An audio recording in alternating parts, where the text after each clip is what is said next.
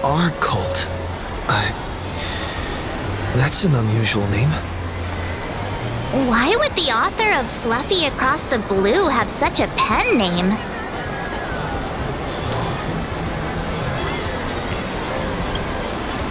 You're taking it a bit too literally. But it's not impossible. Someone who can draw something that cute must have a warm, gentle heart. I heard the Fluffy's been running for half a year in a magazine. At first, it wasn't very popular in Plain Arcadia. But after that memory bubble movie, A Holy Grail Stay Night, Old Odie produced, became a massive hit.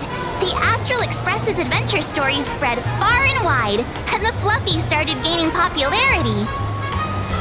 Now the latest chapter, The Sacred Flames Return, Amphorius's creation, is sold out everywhere. This cult sure knows a lot about our journey. Must be a galactic fan of the Express crew.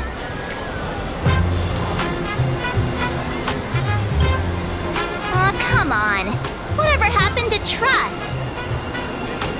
According to the address the Perlux employee gave us, it looks like we've arrived at a familiar place.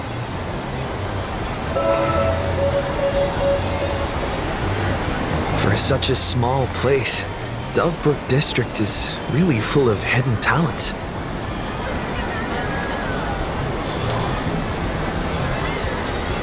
Turn left at the first intersection, then turn right, go straight for 200 meters.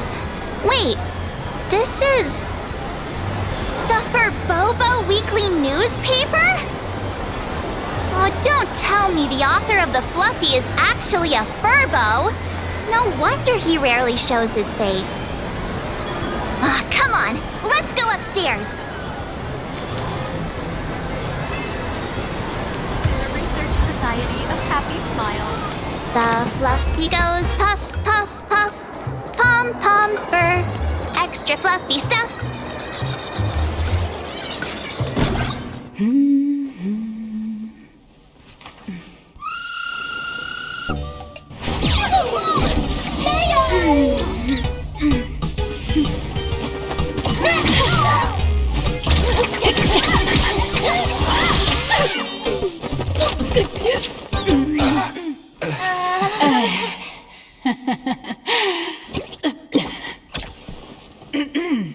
Please come in. Let me guess. Your next line is, why are you here? What's the problem? I'm the magazine's founder, its president, and its editor-in-chief. It's only logical that I'd be sitting here. A million? President Nihilux has already been behind on behind on everyone's wages for months. If it weren't for the money, who'd risk their neck being a tabloid journalist, sneaking photos of the bigwigs on the Astral Express?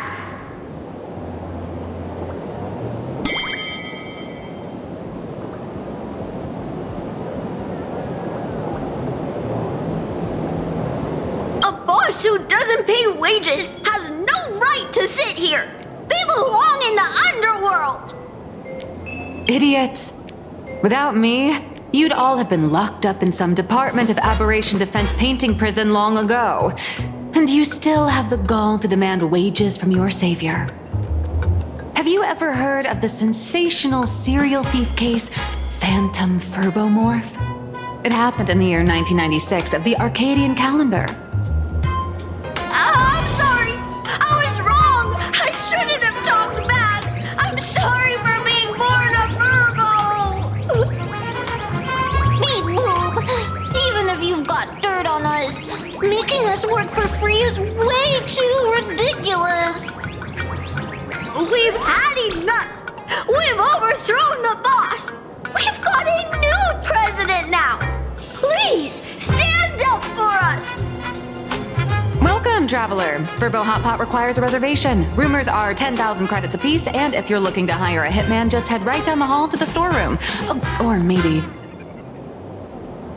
You came to meet the brilliant, charming, and universally adored blurry QR cult. Well then, truth be told, that person is actually...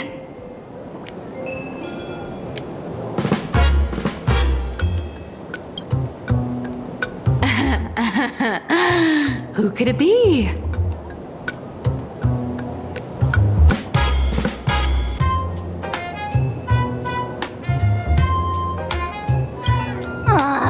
Even more non-existent memories. What are you even talking about? Once you rule out all the wrong answers, only one truth remains.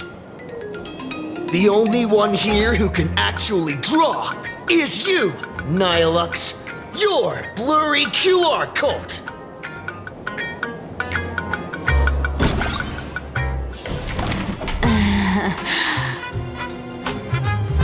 You saw right through me. As a reward for seeing through my disguise, how about an autograph or a photo? Allow me to reintroduce myself. I'm Nihilux. You can also call me by my pen name, Blurry QR Cult. Aw, no wonder you were tagging along back at Perlux Tower, acting like you knew us so well. Wait. This blurry QR cult persona isn't a fake, is it? Identity is just a mask and a body. Real or fake, it's all in how you see it. At the very least, for now, there's no other blurry QR cult around who could show up at Star Rail Fest for a live signing and hype up the Astral Express, right? So, you already know why we're here. Just a little deduction, that's all. The news about Star Rail Fest is already everywhere online. Knowing how that perfectionist Madame Pearl operates, she's definitely pulling strings to make your collaboration a success. Naturally, having me step in was part of her plan. If that's the case, will you... That said, I'll have to respectfully decline. Not to brag, but Fluffy Across the Blue is ridiculously popular in this world. If tickets weren't limited, the line would wrap around the planet twice and a half. That's not a signing event, but a public execution, right? Yeah, that does sound pretty horrifying.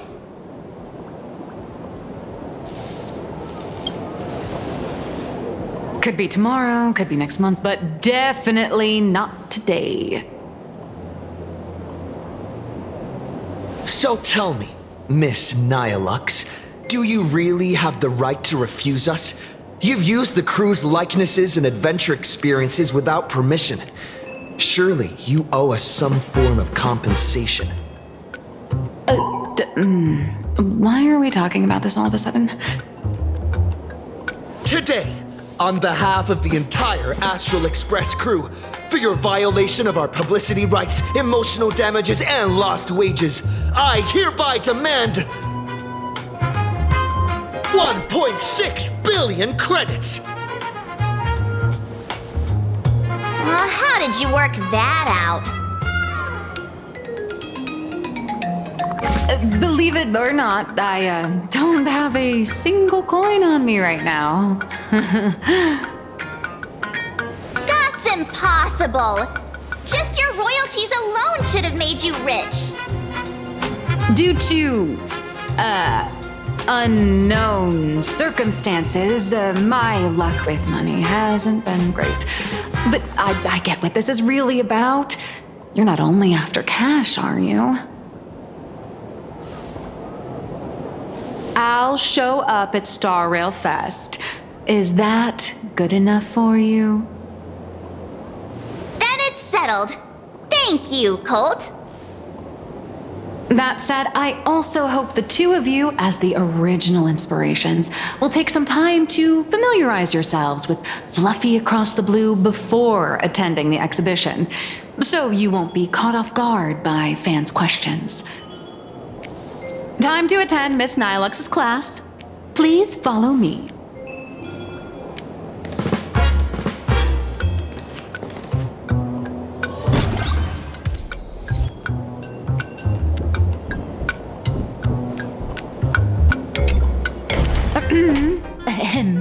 Miss Nihilux's mini class is officially in session. If you have any questions, feel free to ask at any time. Miss Colt, why did you pick the Astral Express as the theme for your comic? Well, I'm all about realism, but sadly, my previous works like Acheron's Godslay, Galaxy Ranger Saga, and dozens of others all got cancelled. If you hadn't beaten Iron Tomb and boosted its popularity, this one would have been cancelled too. Let's not ask sad questions, all right? Sorry. All right, pay attention.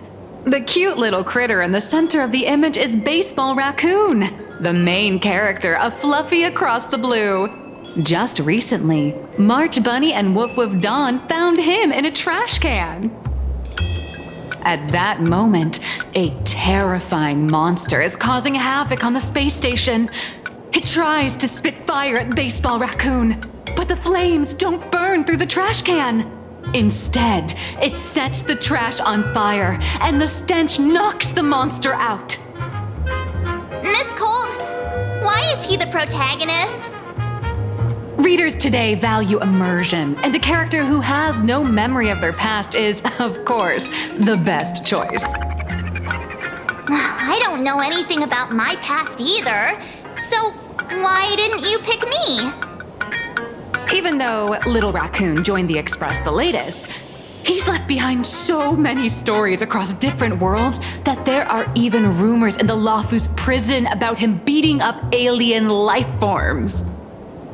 With material this crazy, not making it the main character? I might disagree, but Aha absolutely wouldn't.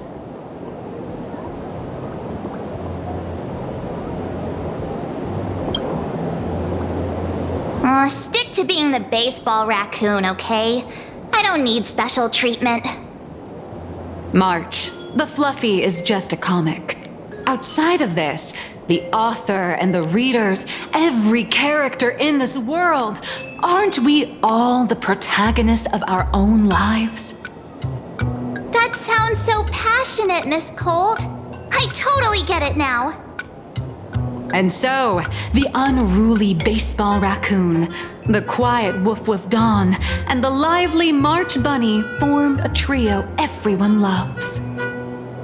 Actually, I have a question too.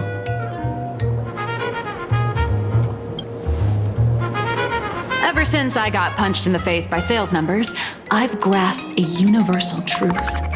In today's world, fluffy, cute animals aren't always a crowd pleaser. Seriously? Even I feel like I can't compete with Pom Pom's cuteness. Designing the adult versions took some work. After defeating the monster, Baseball Raccoon accepted an invitation from the other fluffy animals and boarded the Fluffy. Here, the protagonist meets 3 big animals with distinct personalities. First, the adorable and universally loved conductor, Pom Pom. Beside them is the elegant navigator, Miss Himeko. I know! That's Himeko! Her original inspiration is Himeko. Oh, please don't tell her!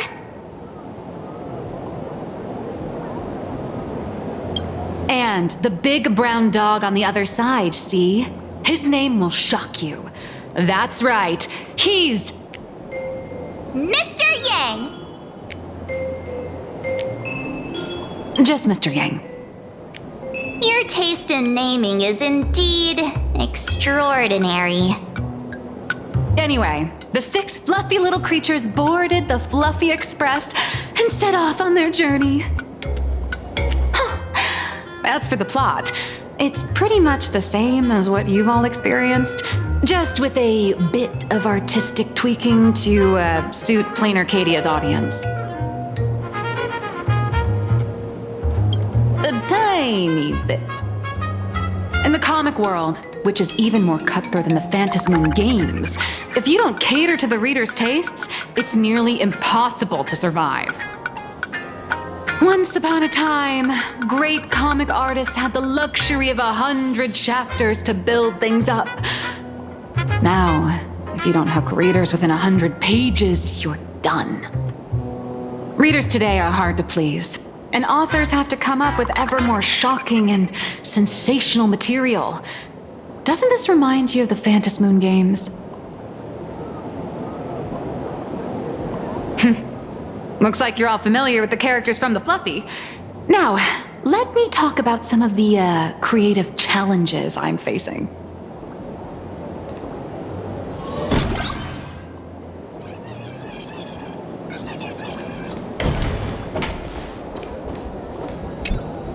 So, what do you see on the Fluffy stands? It's him turned into a cute little animal?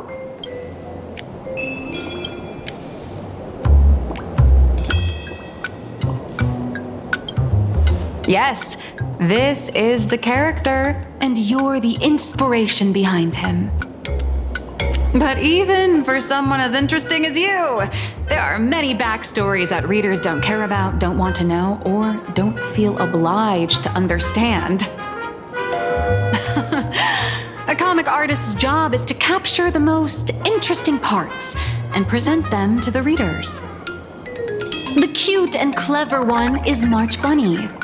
The unruly but reliable one is Baseball Raccoon. This is what we call a concrete archetype paired with an abstract character. And the abstract side of a character will only be further simplified in the eyes of the readers. So, how do you think the readers across the universe view you nameless?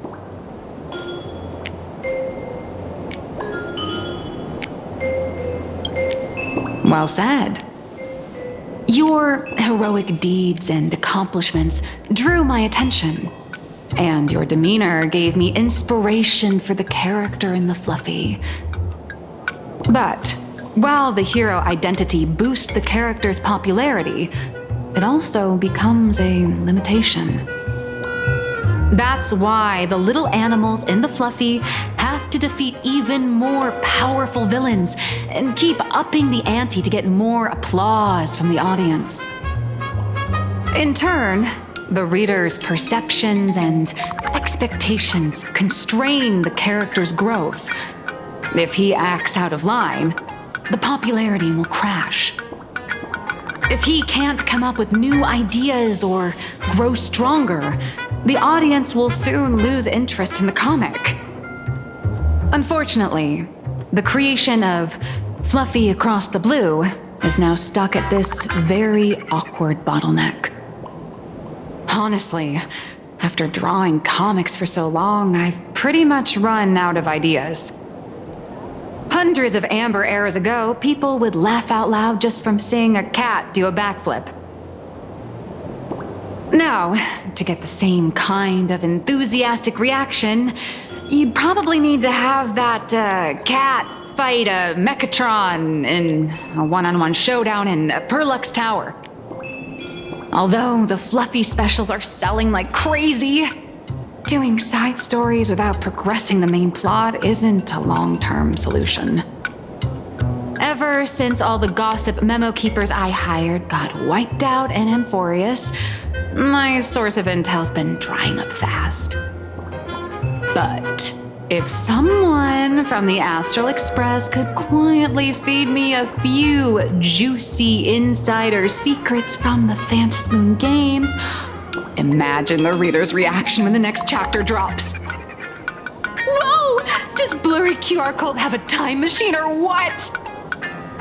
Oh, that'd totally save the Fluffy's future sales. After all, my little Furbo crew already works for you. Just have them slip me a copy of the Phantasmoon Games press release. Let's call it buying your exclusive adaptation rights. We'll do a 50-50 split.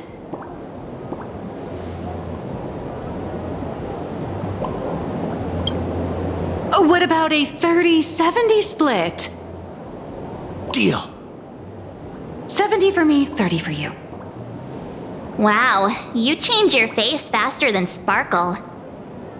All right, since we've got the profit split sorted, looks like my creative block won't last much longer.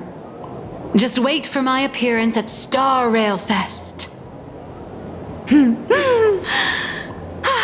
Star Rail Fest, a grand event that gathers millions of eyes and an inordinate amount of wish power. And under all that attention, the dark forces coveting the Master of Elation's blessing are bound to surface. Heroes and devils dancing together in plain Arcadia. Tell me, is there a better source of inspiration than that? My hero, don't let us down.